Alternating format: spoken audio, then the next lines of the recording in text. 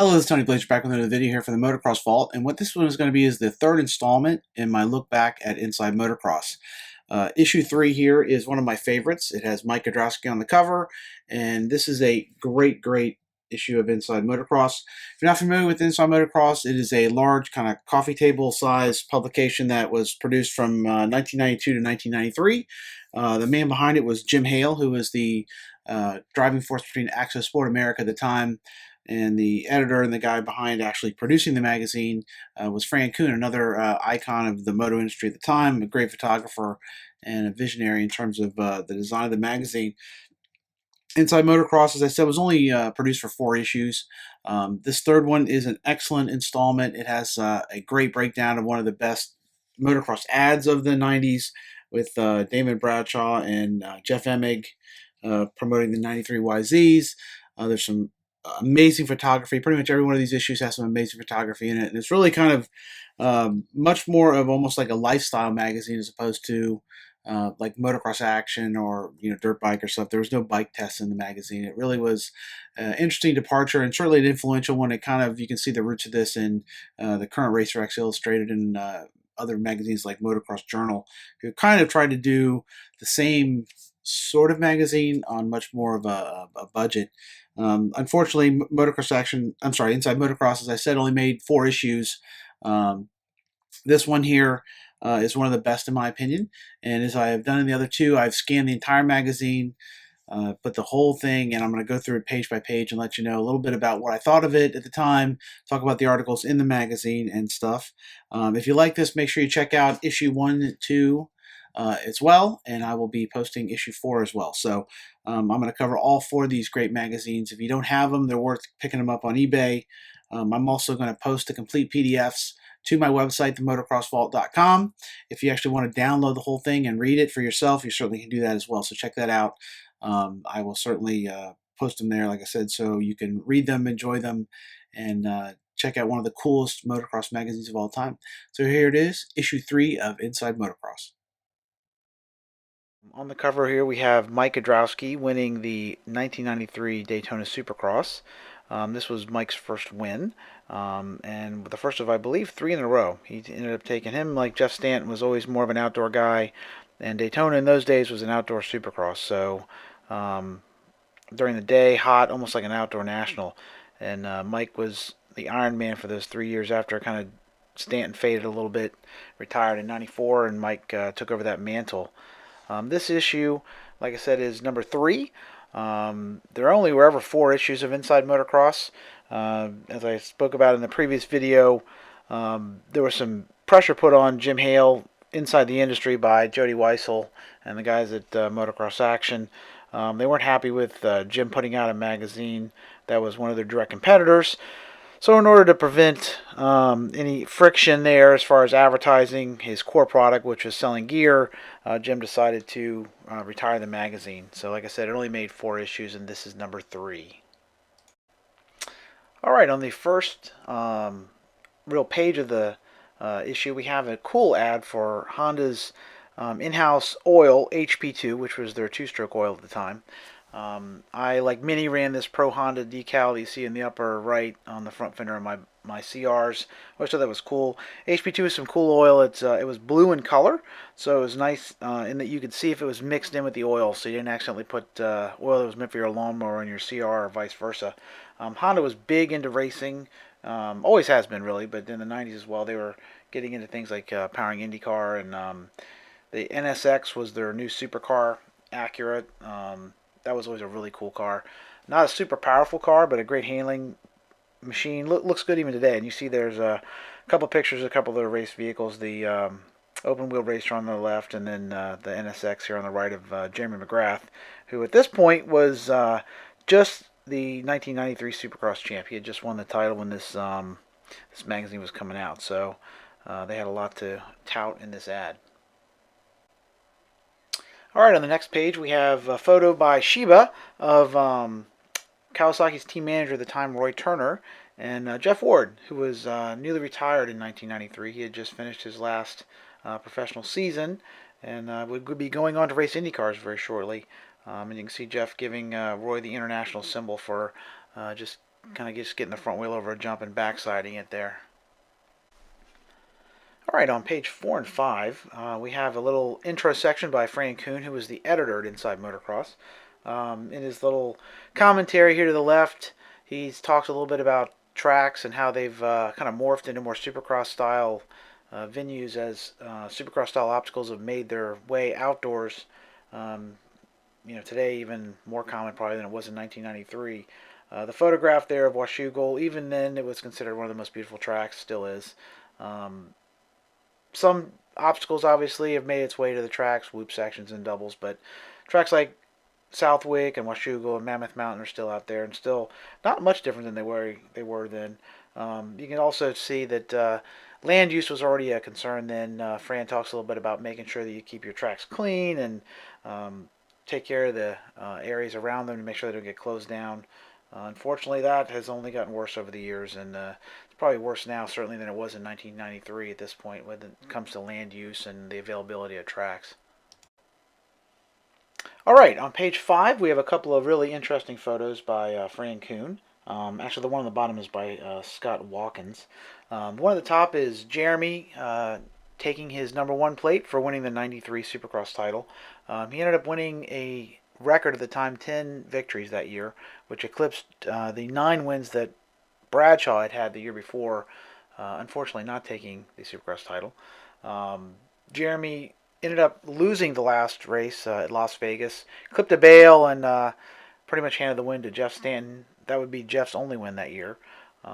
Below shows Jeremy riding a jet ski, a Yamaha. I guess they call him a wave runner, probably.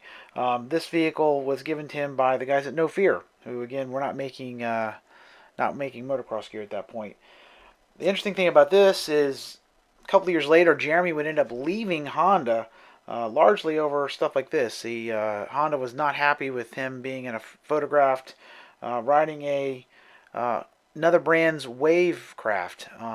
I guess Honda at the time didn't have any kind of watercraft, and Jeremy was riding at probably Lake Havasu or one of those places on a wave runner or a jet ski or something, and Honda really got on his case about that, and Jeremy felt like he should have the right to do what he wanted in his recreational time, and it's one of the reasons he ended up not re-upping in '97 and going with Suzuki Troy was over an incident like this. I'm not sure if this is the photograph that caused it.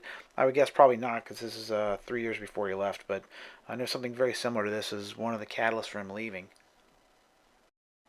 On the next page, number 7, we have an ad for O'Neill Racing's integrated flex system glove. I gotta be honest, I don't remember this glove at all. The one thing that is interesting about this ad is the fact that this is a magazine put out by Axo Sport, and O'Neill is obviously one of the competitors for Axo, so it is kind of cool that they had a competitor's glove in their magazine. Jim Hale actually started at O'Neill Racing. I know when he left in 1984, I believe, it was kind of a bit of tension there with him starting his own business, starting Axo Sport America. So the fact that O'Neill's in here is kind of cool. It shows that not only were they willing to support a competitor, but they also had kind of buried the hatchet after that somewhat acrimonious parting. All right, on page 8, we have a couple of really cool photos. One on the top is of Donnie Schmidt's #1 Chesterfield factory Yamaha for 1993. That photo is by Toshimu Sato. This bike is a full works Yamaha. In Europe at the time, they could still run full works bikes. So the engine, the frame, the suspension, none of it has to have anything in common with the production machine, unlike what we were running in the U.S. Donnie's bike uses Olin suspension, including a set of right setup forks, which is pretty cool. You can see at the time, the production bikes had all gone to inverted forks, but there was a lot of people who thought the conventional forks provided a better feel, myself included, as a matter of fact. Those Olins, I never got to ride with them, of course, but they were pretty trick units. That year, a lot of people said the Yamahas were a little bit down on power, and they talk about that a little bit here in the article, but they do talk about the YZs and how great they handled.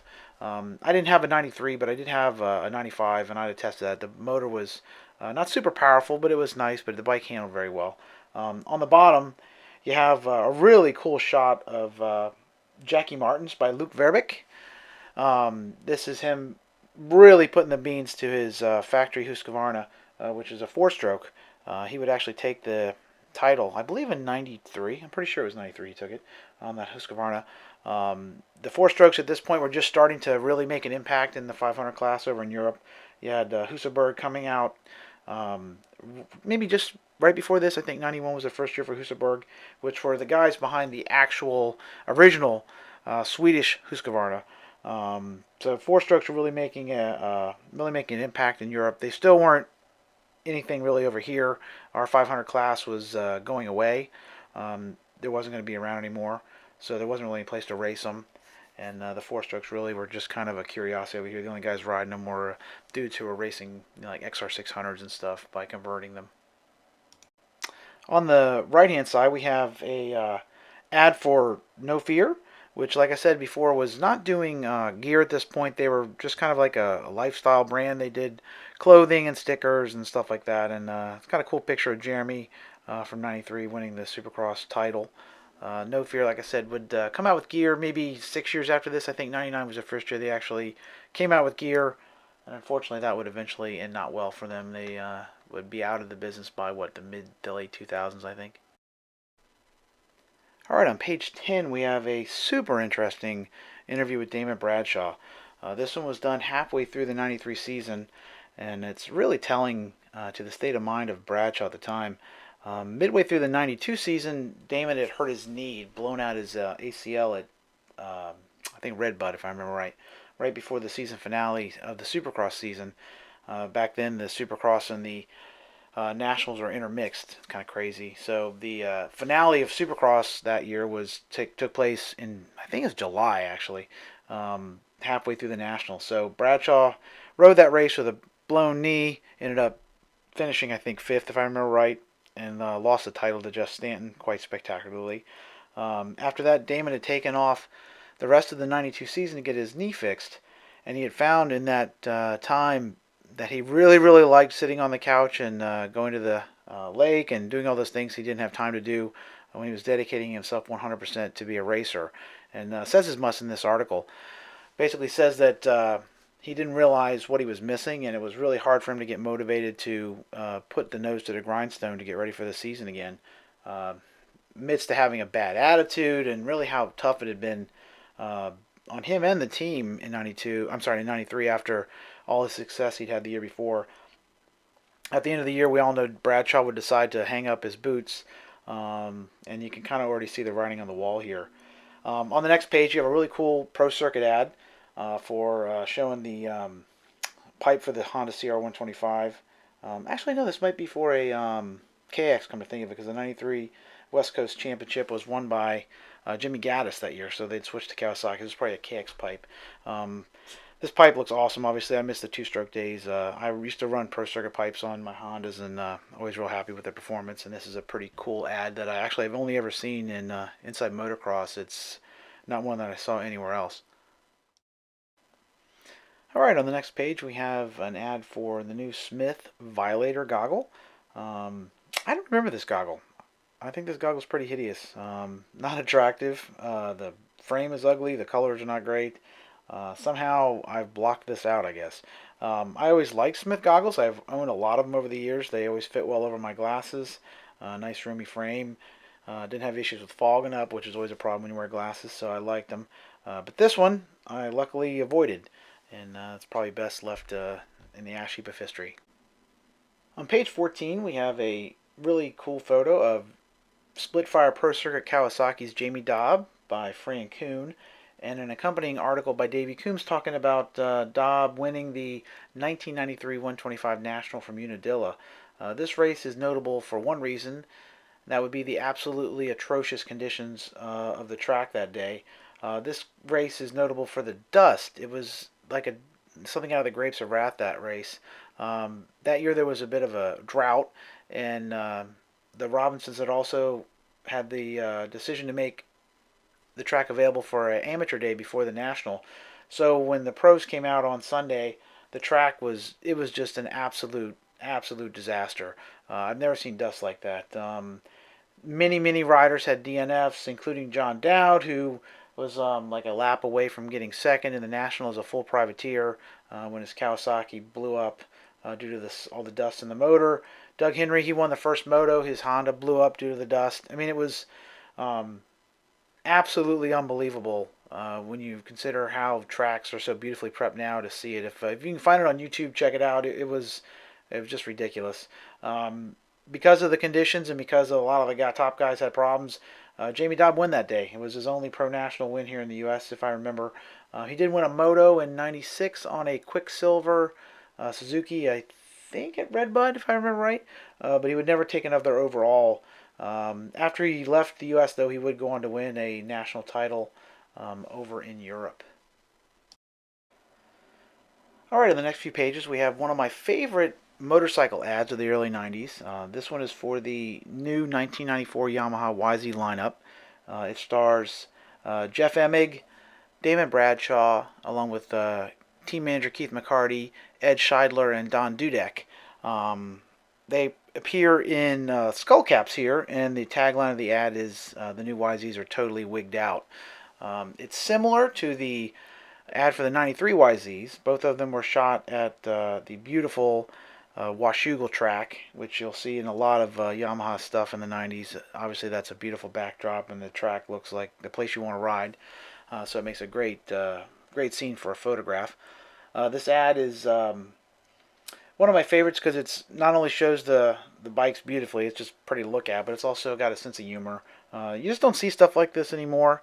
With the switch to online everything, YouTube, stuff like that, you really don't even see brochures hardly anymore. And you certainly don't see many print ads. If you see a print ad for a new bike now, it's usually like a one-pager, and it doesn't really have much creativity to it, unfortunately. In the early 90s, you still had a lot more effort going into it because the magazines were king. Things like Motocross Action and Dirt Bike and Inside Motocross for a little bit of time were central to getting the word out on your bike, and they put a lot more effort into these ads. And this one, like I said, is one of my favorites. It's funny. It's kind of interesting to see, Damon and Jeff looking like they're all pumped up there. It's also ironic when you think that it's always struck me as Damon would never actually ride these bikes. He would retire at the end of the year and never actually race them. He wouldn't make his return until '95. So he has a smile on here, but I guess inside he's probably not real happy. It's a pretty cool ad and definitely iconic '90s moto.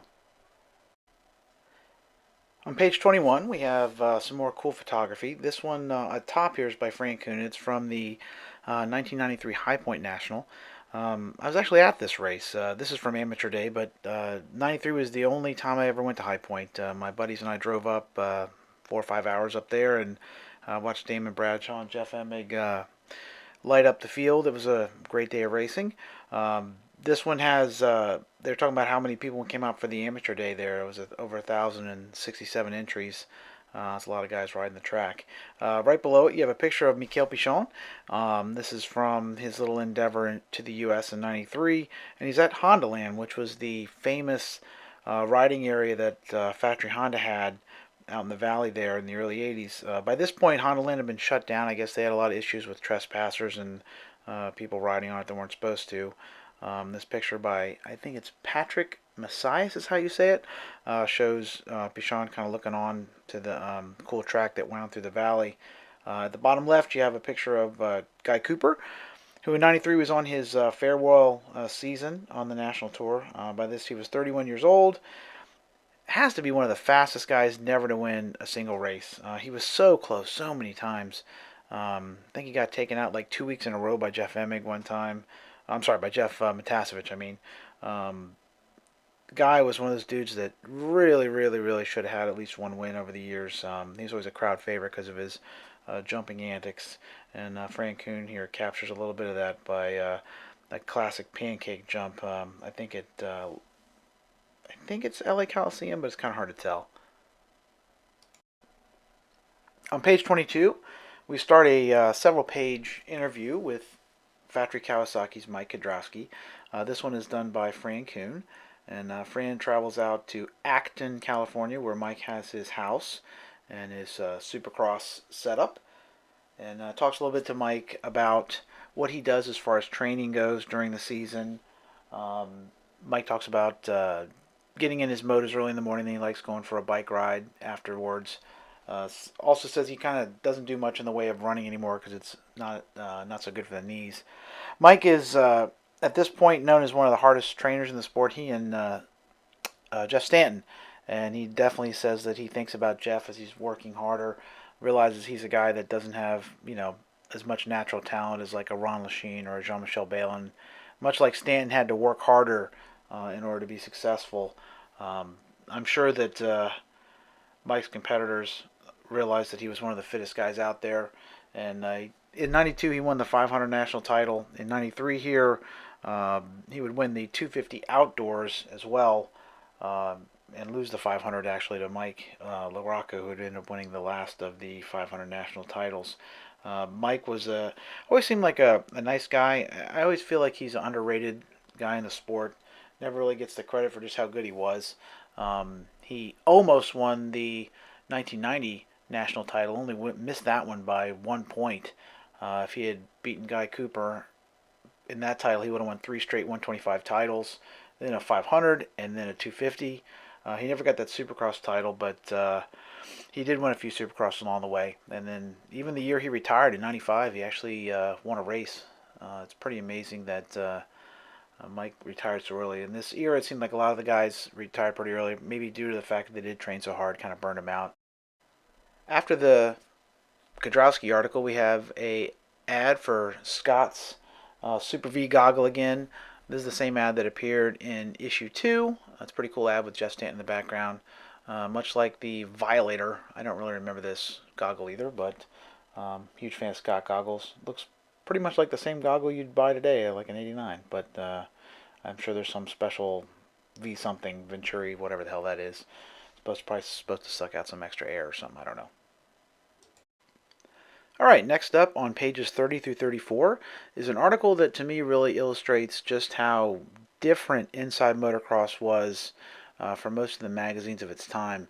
The article covers the photo shoot for the 1994 Yamaha YZ ad we talked about earlier.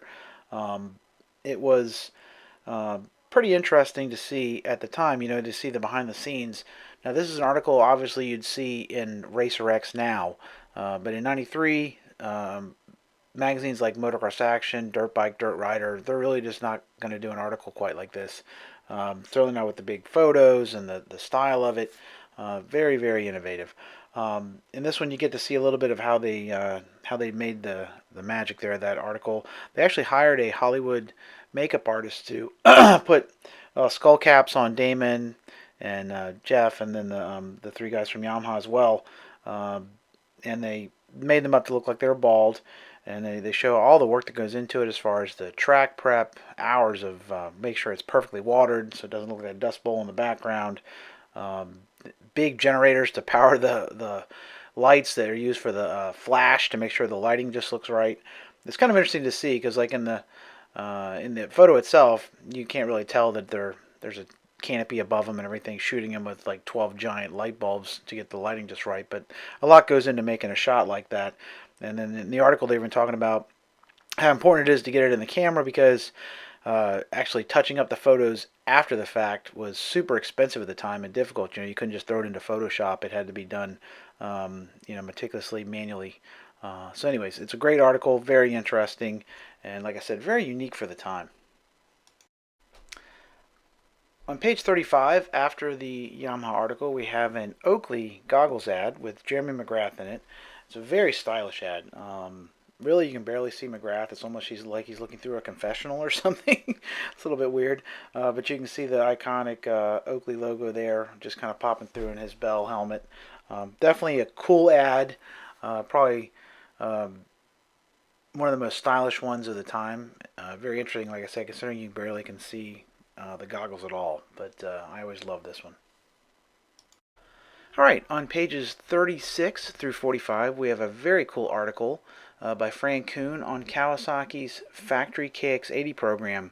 This is another one of those articles that I think really is burned into people's minds when they think about Inside Motocross. The machine that covers was so kind of crazy and outlandish looking at the time. that it definitely is one of the images that I remember in my mind when I think of Inside Motocross. In the early 90s, 80cc racing had kind of taken a little bit of a step back. In the 80s, you had a lot more manufacturer interest in it. You had R&D Suzuki, you had DMC, Dave Miller Concepts. Honda had a factory team for a while. There was a lot more development. The bikes were being, actually redesigned every couple of years. Um, by the time the early 90s rolled around, that pace had slowed down somewhat. The KX was, 4 or 5 years old. The YZ last redesign was going back to, I think, 1986. In 92, you finally did see a new KX. And then in 93, if I remember right, the YZ80 got a revision. But the factory team efforts had really pulled back. At that point, really, Team Green was the only one putting any, major effort into uh, building like cool trick minis. Most of the bikes that were being raced were pretty stock with some minor mods. So in 93, Kawasaki had the idea to kind of up the ante and bring a little interest back to the class by building a super trick 80. And they went to some of their former partners to do that. On the second page here of the article, you see the fruits of that labor were a really cool looking bike. This KX80 used full body work from Dave Miller Concepts. This was another thing that was kind of making a big splash in the early 90s. Obviously, even today, we're still trying to figure out how to get more sponsor logos and stuff on the bikes. And they went with rhino skins, made a kind of a full body work like this. I know Honda Troy tried to run it a little bit. It just didn't ever catch on. I'm not sure if that was more a factor of the bike being hot. Today with 4 strokes, it probably would really be a problem. The 2 strokes weren't as bad with that, but after a few endeavors into this, it didn't really catch on. But this bike used it. I don't think they actually raced it with this bodywork on it. I know in the article it talks about a couple of the mini riders, Ricky Carmichael, Jason Partridge, some of the top Kawasaki mini guys at the time actually raced this bike, but it didn't have the full bodywork on it when it was raced. I guess this is more of a kind of a uh, design endeavor to show what they could do. The KX is actually super trick. Even without the bodywork on it, they went pretty much all out on this bike. The machine uses a inverted fork with some really cool Kawasaki decals on the sliders. I really wanted those back then. With KX 125 internals, the shock is custom as well. It has I think they said 2 millimeters more travel, custom shock body on it. Uses a carbon fiber silencer, which in '93 was amazingly trick. Um, the actual center cases were modified by DMC to accept a quick change clutch, which was something that the 80 didn't have at the time, but really could use. Obviously, a bike like that's going to get a lot of clutch of abuse, so it's kind of surprising they didn't bother to put them on there. The machine was super trick. The linkage is just really cool billet stuff like you'd see on a full factory bike. It really was kind of a design exercise to show what they could do with a mini to get a little attention in the class. So it's a really neat article, a cool bike. God, I would have died to ride the thing at the time. I'm sure it was a little rocket. Like I said, I'm not sure how successful it was on the track, but it was definitely a really cool design exercise. On the last page of the article on page 45, you also get a look at Kawasaki's KX80s through the years. It's amazing to think now that in '93 the KX80 was only 14 years old. That's all they'd had. I think the first year was '79. So get an idea how much they changed over that amount of time. Always amazing to me when I think about how much time has passed since then. But bikes haven't seemed to change nearly as much. So anyway, it's a neat article and well worth checking out. Next up on pages 46 through 52 is a great interview with Factory Honda's new star, Doug Henry. This article was done by Davey Coombs, and the photography was done by Fran Kuhn. Davey and Fran traveled to Doug's modest home in Connecticut, where actually you see on the first, on page 47 here, is a picture of Doug on his front stoop with his dogs. I think in the article it says he has 3 dogs. At this point, Doug is not married to Stacy yet. They're due to be married that October and are just engaged. On pages 48 and 49, we have a really colorful photo of Doug by Fran Kuhn from the Daytona Supercross, which he would actually win that year. The main photo is one of my favorites in the magazine. The upper right photo is a picture of Doug with his mechanics Pete Steinbrecher and Cliff White, who was Jean-Michel Bale's mechanic, among others. But at this point, he had moved on to be like an in-house technician. After Bale retired in '92, I don't think Cliff, well, I don't think he traveled the circuit anymore as a mechanic, if I remember correctly. Down below, you have Doug spitting out some water at Stacy, and then a cool little inset photo of Doug's dad wearing a Doug Who T-shirt, which is almost like a little bit of a homage to the old "Who the hell is Bob Hanna" kind of thing, where that Bevo Forte had back in the day. On page 51 and 50, we have another picture from Daytona. This one is of Doug and I think Chad Pedersen and Ezra Lusk taking off at Daytona. This article is pretty interesting. It gets into Doug's really modest roots. He was a guy that wasn't a top mini star like a Ricky Carmichael or a Damon Bradshaw. He really had no great illusions about becoming some major motocross star at a young age. He had had several jobs even at this point, working sheet metal and all kinds of more modest jobs. And I think it is part of what made Doug such a down-to-earth guy. And you can see the difference in somebody like him versus a Damon Bradshaw, who had really always been handed everything in terms of the motocross side of things. He certainly worked hard, but he had a lot more expectation on him, but also a lot more given. Doug, I think he really appreciated everything he had in a way that a kid that's picked to be a star from the very beginning just will never have. Doug was that everyman, and I think that's a lot of the reason so many fans really love the guy. On page 52, on the last page of the article, we have a really interesting photo of Doug's little house here. Apparently dated back to the 50s and was a modular home. And in his front yard, he built a supercross track, but certainly not the kind of supercross track you'd see today.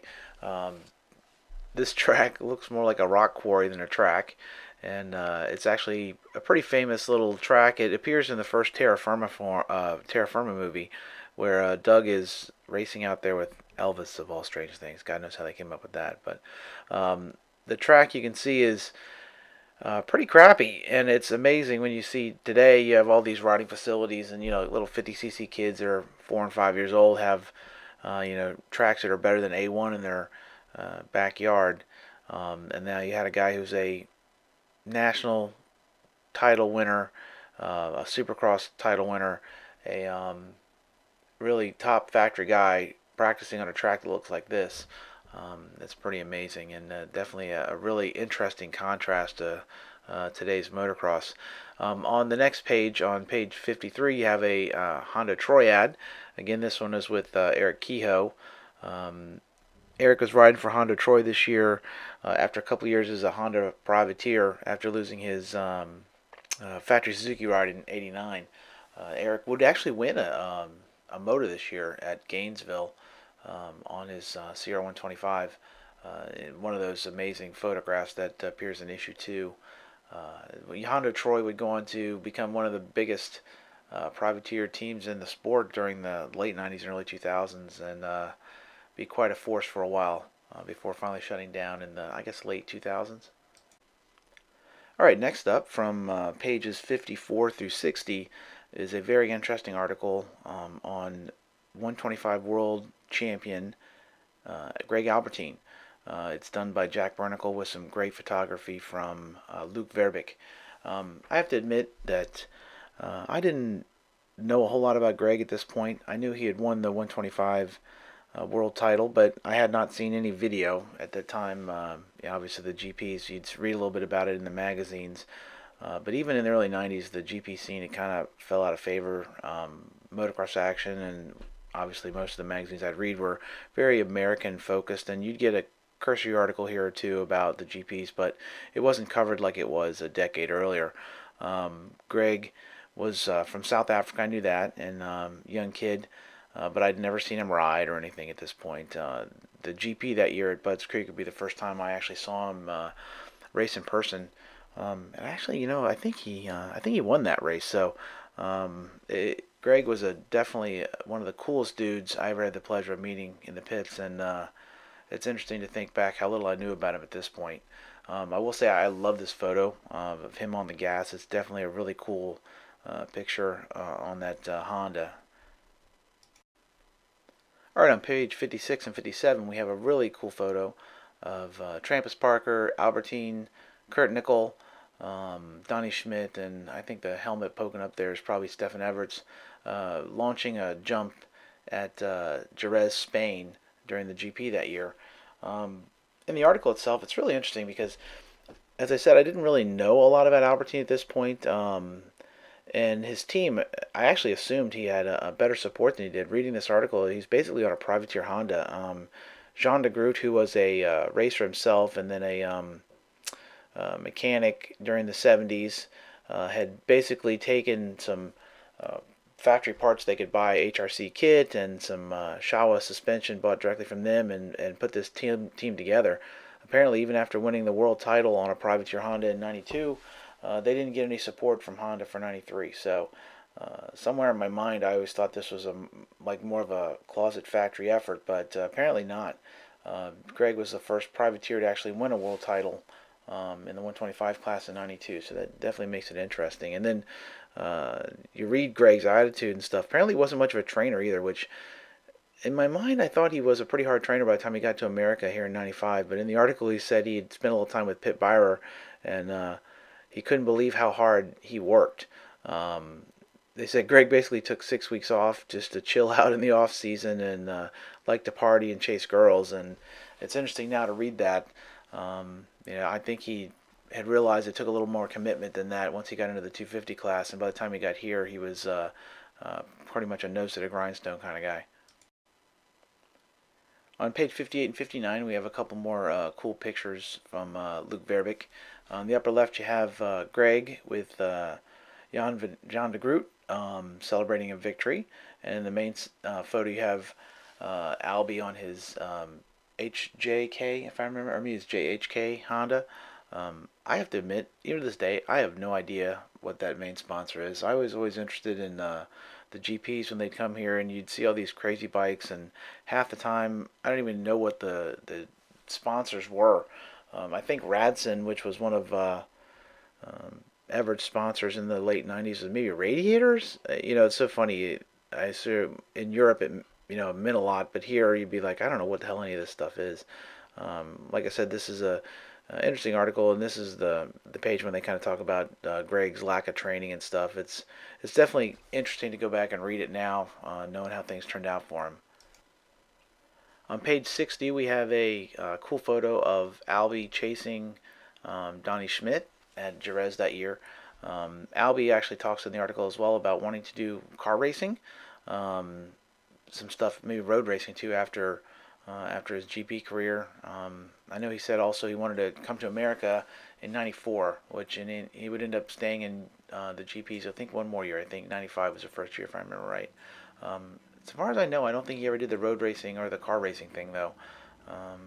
That didn't work. That part didn't work out. I think he went into real estate, if I remember right, after retirement.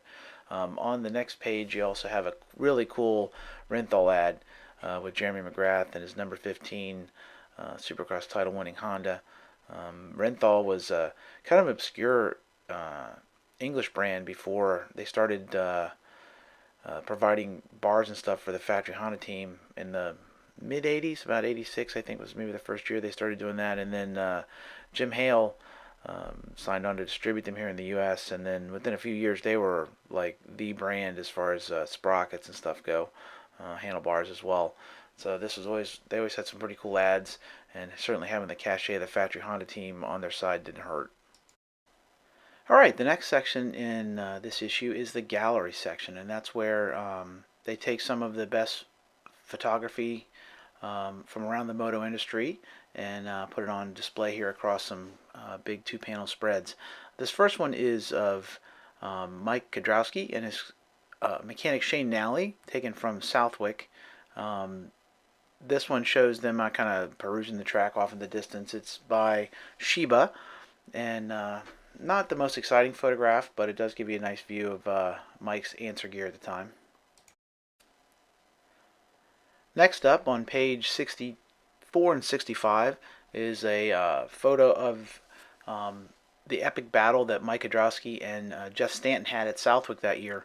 In Supercross, obviously Jeremy was dominant, but when the racing went outdoors, he got moved down to the 125 class, which is something you wouldn't see these days. You wouldn't imagine, Eli Tomac winning the Supercross title and then going to race the 125s or the 250s. But in the early 90s, that was pretty common. A lot of times you'd have a guy who was racing the 250s, the premier class indoors, and then outdoors was in the support class. So this year, the main title battle was between Mike Kiedrowski and Jeff Stanton. Towards the end of the year, LaRocco came on pretty strong. I believe he was coming back from another one of his mini wrist injuries early on in the season. But at Southwick, it was these two guys, Kiedrowski and Stanton, and they waged quite an epic battle that Kiedrowski ended up winning in the end. The photo at the bottom by Paul Buckley is a great example of exactly how tight the racing was, with Stanton kind of coming in and really leaning pretty hard on Kiedrowski. On page 66 and 67, we have some cool photos from the GPs. The main photo is of Stefan Everts on his factory BFE Suzuki, kind of doing a little step up. Interesting fact, in the GPs in the early 2000s, the double jumps were actually illegal. They were concerned about injuries to riders from Supercross, and they wanted to try and tame the tracks down, make them safer. So they actually made it illegal to double jump, not just triple, but doubles. But the riders are so good, they still found ways to connect the jumps. This is obviously a really big step up, kind of like the old Suicide Mountain deal at Saddleback. And you can see Everts, jumping up and then in signature style, setting up for the corner. Very cool photo. This one was shot by Toshumi Sato. I probably butchered that. Sorry, Mr. Sato. The one on the bottom right is by Luke Verbeek, who shot pretty much any photo you see in motocross action in the 80s, early 90s from the GPs. Luke was the guy shooting it. This one is of Bobby Moore, who was the one of the Americans that went to Europe in the late 80s. Him and guys like Trampus Parker and Mike Healy, after they weren't able to be as successful here in the U.S. as they'd like, lost their ride and went to Europe. Bobby would end up actually taking the, I think it's the 94 125 world title, if I remember right. Really fast rider. That gear is hideous. That BFE gear was terrible, in my opinion, but that BFE Suzuki was a pretty trick bike at the time. On page 68 and 69, we have another one of those photos that I always is kind of etched in my memory from Inside Motocross. And it's a picture from the 93 125 High Point National. Like I said, a race I actually was at. The only one I actually ever attended. And this one has a first turn carnage in it. And there's guys like Damon Huffman, Grayson Goodman, Doug Dubach, Mike Healy. There's Denny Stevenson.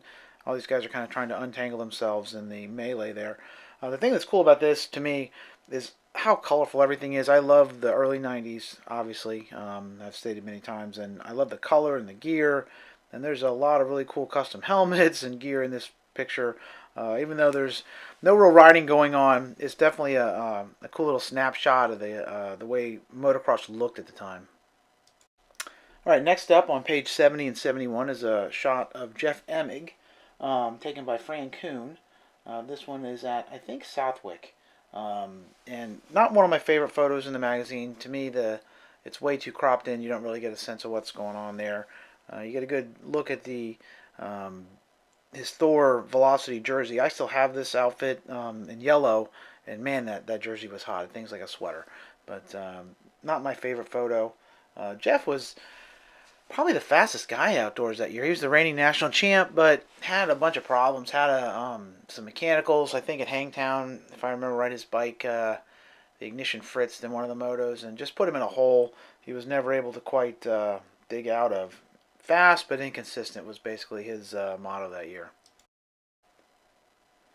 On page 72 and 73, we have another shot by Luke Verbeek from Jerez, Spain. This is actually the site of the '96 Motocross des Nations race where Team America kind of came back after a couple of really rough years, getting it handed to them by some of the Euros. The Jerez circuit is, like I said, kind of takes place inside a car racing track, and it's definitely unique for the GP scene. One thing I always noticed about these photos that I didn't like about the European guys was there's no uniformity to their gear in terms of like their name. Some guys have their number, some guys have just their number. I mean, some guys actually have their name on the back. And not being super familiar with who these guys are, I don't know their numbers, especially back then when they changed from year to year. It wasn't like they had permanent numbers. I don't know who the hell half of these guys are. Sometimes you can see like an Everett, you know who that is. But like number 17, if you didn't know, I don't know who that is. It's funny. It's I guess they had no rules as far as having to have your name on the jersey at the time. And then it was even worse in the late 2000s. I'm sorry, late 90s. They started actually leaving the numbers off the side of the bike. So you had a number up front, and you didn't even have a number on the side panel. The side panel was just like a billboard for your sponsors. So being a traditionalist, I always hated that. I thought you should have to have your number on there. You have your name on the back, so I could tell who the hell you were if I wasn't familiar. On page 74 and 75, we have a really cool shot of Jeremy McGrath from the 93 125 Southwick National.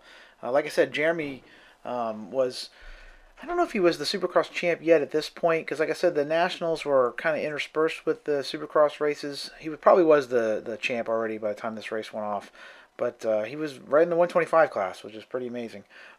What's really cool about this photo, not only is a guy who has perfect style, McGrath, dragging his leg in a shape looks like a spode, but you can really see that nuclear red plastic. In 92, they went to that really kind of a pink.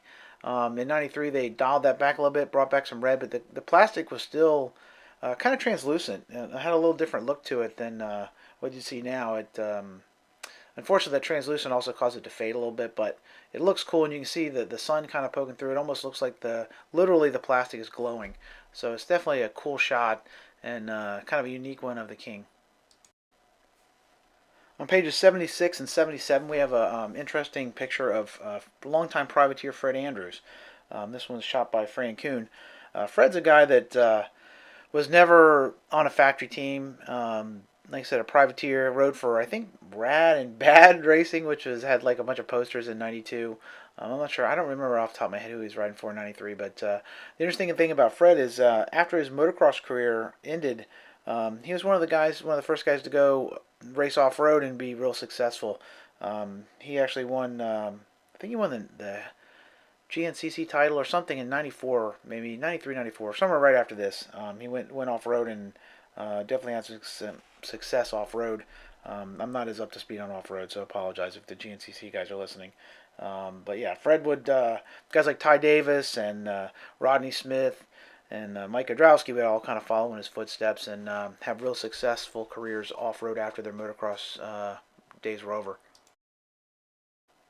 All right, on page 78, we have a cool photo of Privateer John Dowd by Paul Buckley. This was taken at Southwick.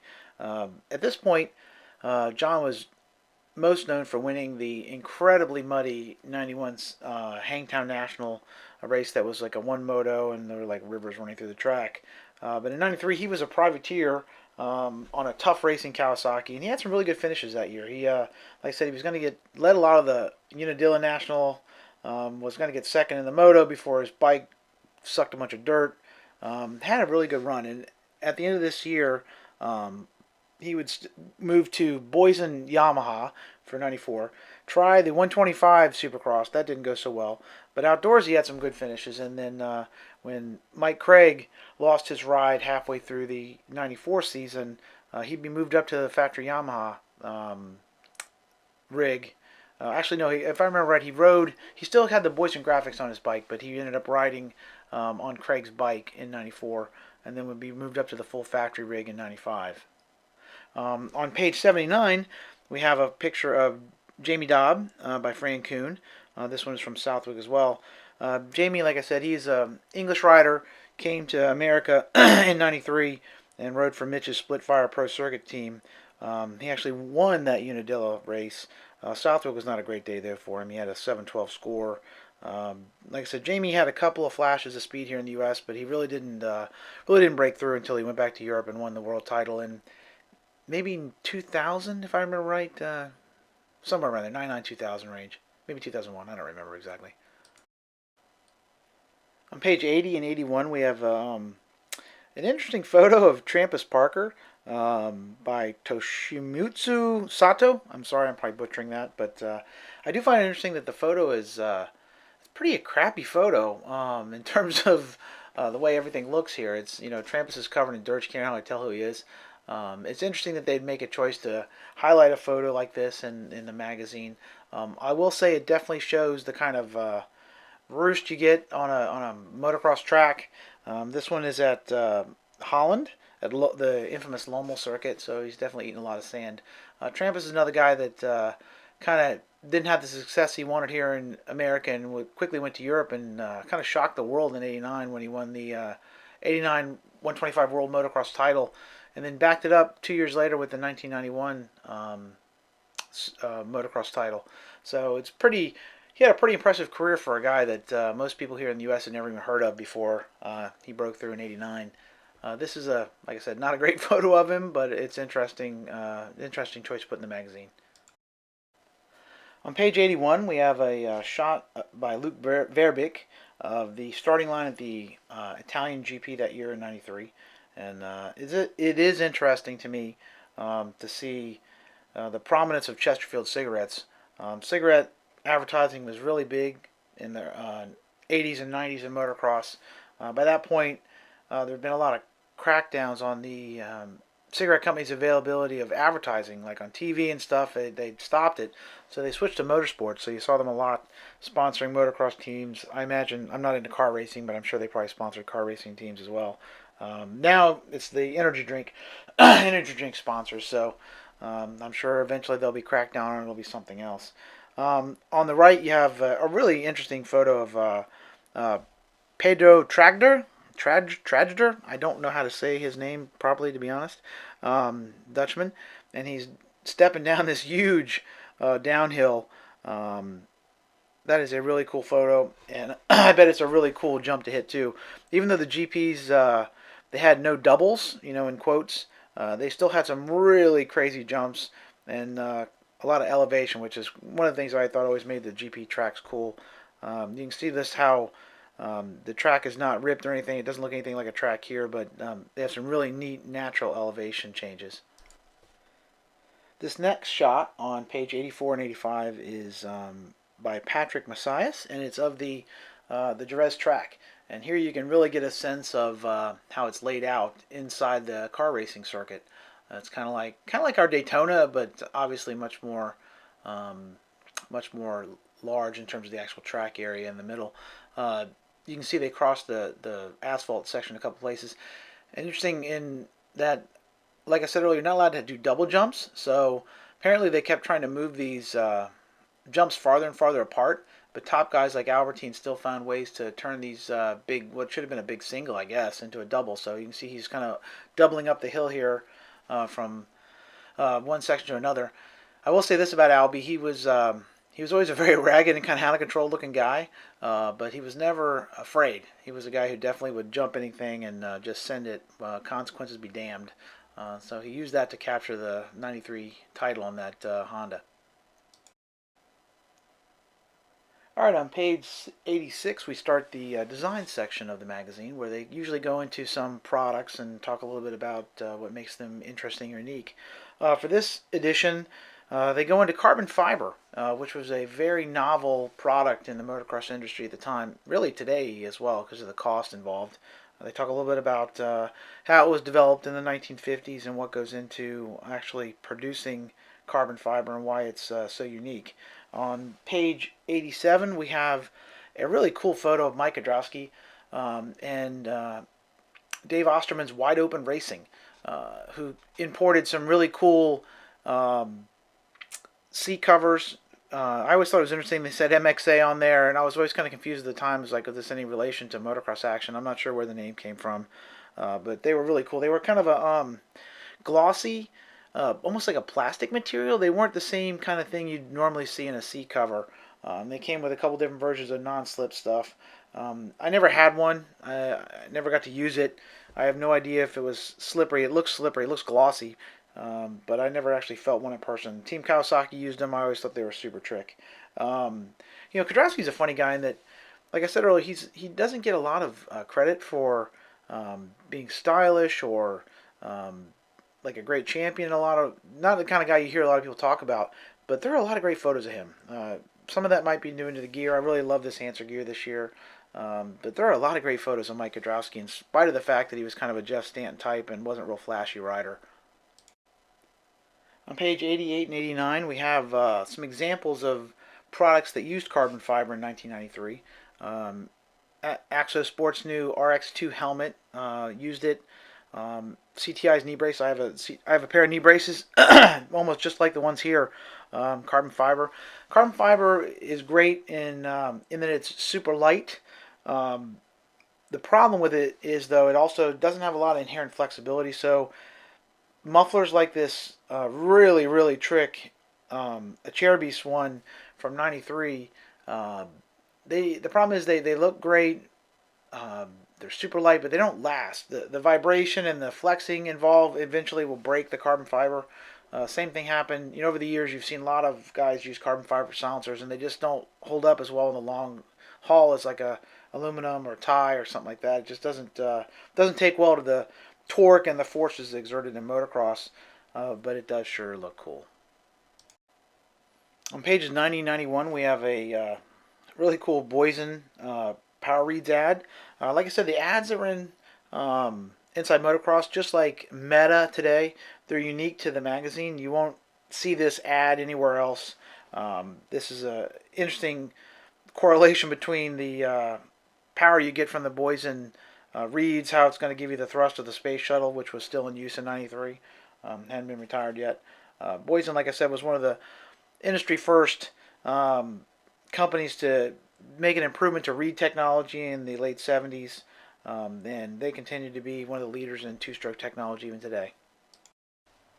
On page 92, we have all the contributors to the magazine. You have some, like I said, a who's who of the industry. You have guys like Paul Buckley, Davey Coombs, Rich Cox, Carl Okert, Nayuki Shibata. Again, sorry if I'm killing your name. Sato, Carol Hodges. On page 93, we have a very interesting ad for the Mammoth Mountain Motocross in September of '93. I've got to be honest, I've never seen an ad quite like this. It looks like it's more something for the Sierra Club, but just shows the beautiful forest there, talking about the motocross race. Definitely an interesting ad, and it's kind of cool they would put it in the magazine and spend the money to show a bunch of picture of trees. On page 94 and 95, we have an awesome photo by Fran Kuhn of Jeremy McGrath's mechanic Skip Norfolk, celebrating Jeremy's first ever 250 Supercross title. This was taken at the Rose Bowl on May 15th, where Jeremy wrapped up the title. It's got Jeremy's kind of signature thing. It's showtime on the pit board, and you can just see the relief and the excitement on Skip's face there. Jeremy at the time was the first rookie to ever win the Supercross title, and it was definitely a momentous event, and one that certainly nobody had any idea just how dominant he was going to become over the next decade.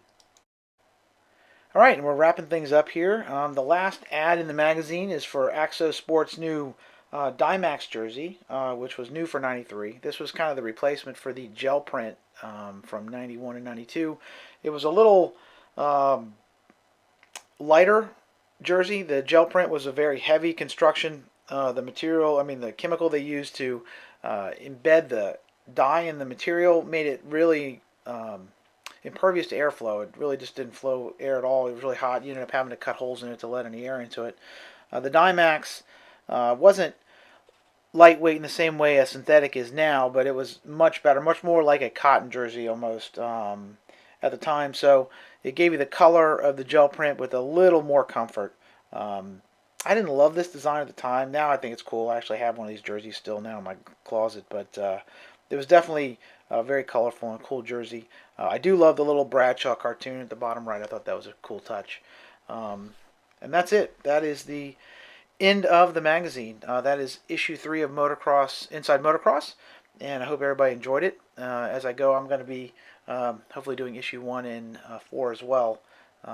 So anyway, I hope you enjoyed this. Leave a comment below, let me know, and I'll do the others as well. Thanks. Peace.